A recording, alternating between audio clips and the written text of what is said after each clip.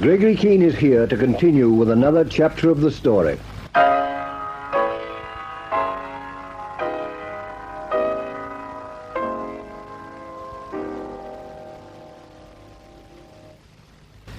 A little over an hour ago, the men drew up in two cars outside the flat of a woman called Helen Linden in Punt Road. You may know it. Inspector Murray says it's in one of those beachfront suburbs not very far from town. They hustled Helen Linden into one of their cars, but the man with her they shot dead in the street. And here's why the incident interests me. The man shot dead was a fellow called Bernard Mendel, and almost the last words Nick Barnes ever said to me were these: "If I don't get back from Hong Kong, you'll be hearing from a chap called Mendel." It could be a coincidence. Of course it could. But what's the betting? I know where my money's going, and I think I know what was behind the shooting. Nick Barnes left something behind him, with Mendel, and Huberman ran it down. So I'm at Phillip Street with Murray once more, and we're shifting heaven and earth to get a line on Helen Linden. I don't care how well you've done. You've got to do better. Keep away from the Magnani house itself, but patrol the roads round about. Yes, you've got the numbers of her 3 cars and Huberman's, haven't you? Well, stop them on any sort of excuse if there's a sign of a female other than Magnani in any of them. That's right, get on with it. Well? The shooting took place at 28 minutes to 1. Our first men were on the scene 9 minutes later, too darn long altogether. By the time you and I linked the affair to Huberman, they'd had time to get Helen Linden to Magnani's house, if they went by way of Tom Ugly's Point. Where the devil's that? Doesn't matter. Now, what the deuce are we going to do? I don't know. We're over a barrel. Just I told the chief. Must be a dozen places they could have taken her. It's not even likely they went to the North Shore at all. If we rush across the bridge to Carlotta Magnani's and say, "Come along, where's Helen Linden?" we'll give ourselves away completely. We're always in the same darn predicament. But this time, there's the Linden girl's life at stake. Look here. Can you think of one good excuse to get into Carlotta's house tonight? No. Well, neither can I. They're not fools. They'd see through anything we did or said. We're really up against it. We're positive Felix Huberman or his men grabbed Helen Linden. It's like everything else about the NightShade gang. We couldn't prove one of them spat in the street. That's enough to drive a man crazy, absolutely crazy. You have to make up your mind here and now, Murray. Are you going to raid Carlotta's house tonight, or aren't you? You say yourself it's 1,000 to 1 against Helen Linden being there, or at Huberman's. So it is. They wouldn't be such fools. Well, I'm not going to risk throwing away the only things we've got. I'm not going to tell them they're all under suspicion, not on a long shot like that. So, you're left standing again, just where you were before. Just where I was before. Flat-footed, without a move in any direction to make against them. Wait there for 5 minutes, will you, Keene? I'm going to have a word with Jackson.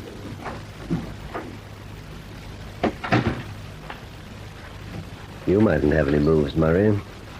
But I have one, and it's going to be a winner. I've got Stella Wilson. And you haven't. What is the time, Felix? 14 minutes to 2. We have to get the woman Linden out of this house. She's never been brought here in the first place. Under the circumstances, Carlotta, there was no other place we could possibly bring her. She couldn't be kept at Bolton Street, could she? After that affair the other night, I should say not. And what do you suggest?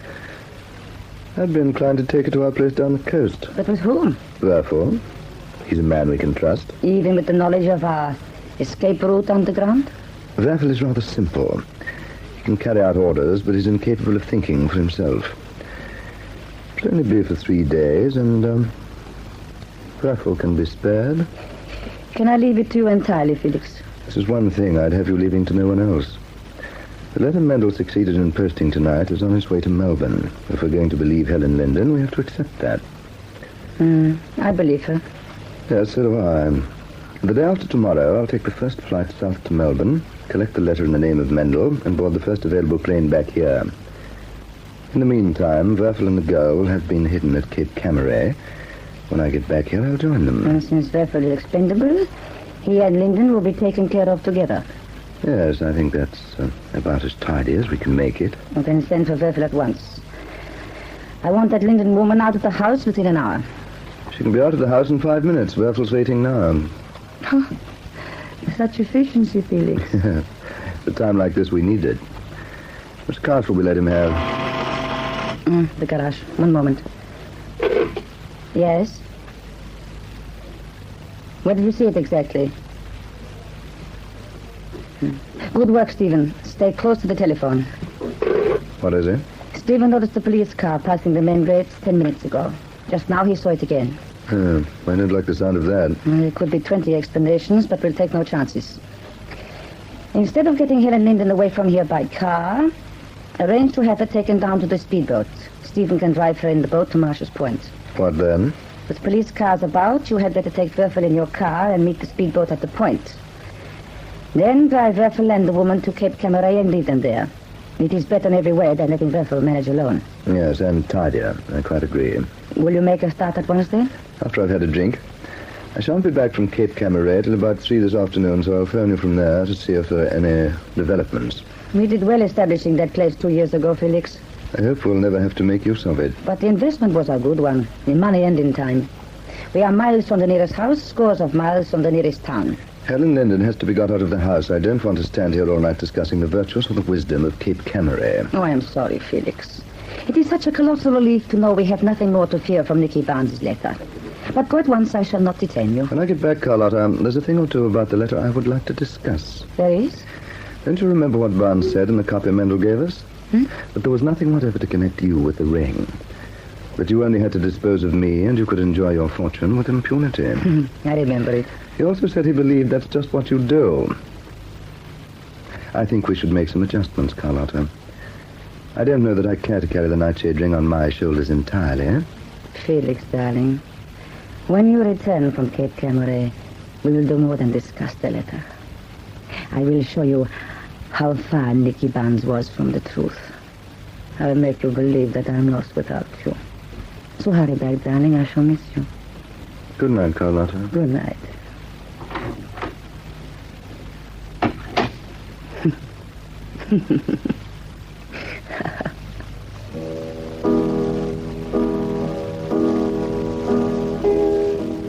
But Nicky Barnes was not so far from the truth, Felix. My respect for him went up 100 times when I read his terrible letter. If I ever go to Cape Camaret out of necessity, I shall be there alone.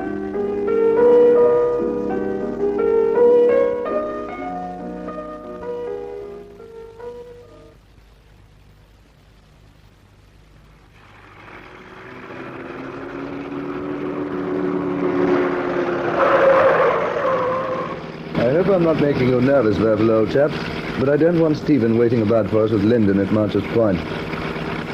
Hello, what's this coming up behind? He like the very devil, too. All right, you can pass if you want to. Uh-oh, police car. Dragging us down. Don't you utter a word, Werfel. I'll do the talking.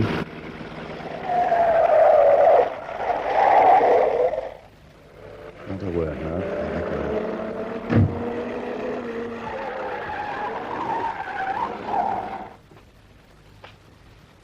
I see your license, please. Yes, certainly, if I have it with me. Just a moment.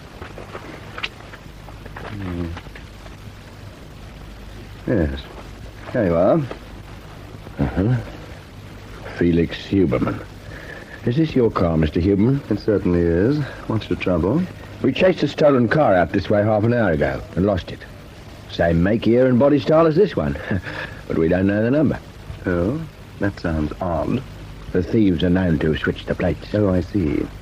Well, you can take my word for it. I didn't pinch my own car or change the plates. Do you mind if I get on my way now? No, that'll be all. Oh, just a minute. Are you the Felix Huberman? How many of us are there? Well, what do you know? Sorry to have held you up, Mr. Huberman. Oh, that's all right. Good night, sir. Good night.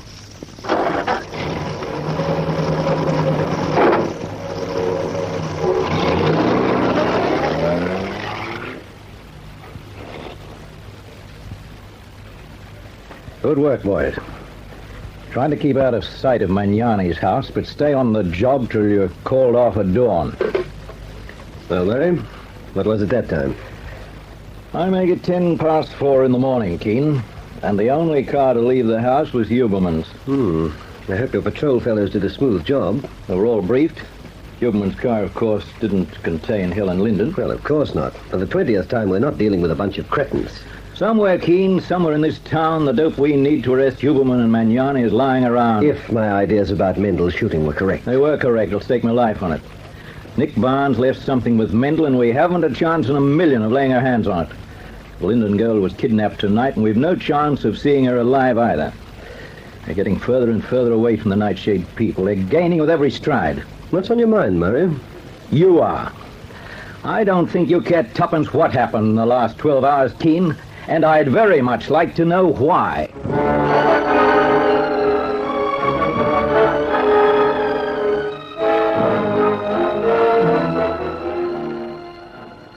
If I told Murray what was going to take place at Carlotta Magnani's house within a very few hours, he'd have to veto it. He's an officer of police, and they have to play their game according to the rules. But I'm playing mine by the Nightshade's rules.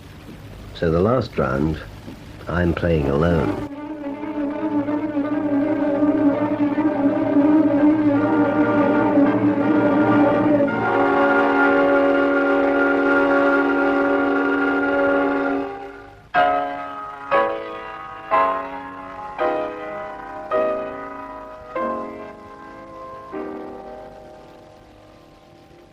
Gregory King gets a shock in the next chapter of this story of intrigue, Deadly Nightshade.